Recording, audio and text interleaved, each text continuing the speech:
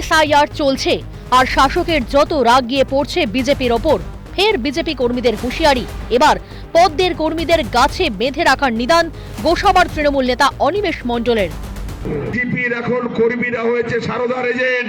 যদি কেউ সিএ এর নামে কোথাও ক্যাম্প খোলে আর টাকা তোলে, গাছের গায়ে বেঁধে রাখবেন, বাদ বাকি দায়িত্ব তৃণমূল কংগ্রেস সামলাবে। এখানেই শেষ নয়, অনিমেষ মণ্ডলের আরও কীর্তিতে এখন জোর শোরগোল গোসাবা জুড়ে।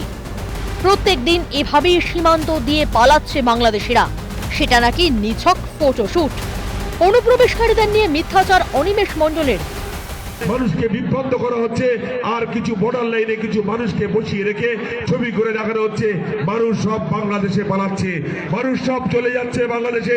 ইচ্ছা করে তাদেরকে রাখা হচ্ছে, ফটোশুট করা হচ্ছে, আর বলা হচ্ছে মানুষ বাংলাদেশে চলে যাচ্ছে।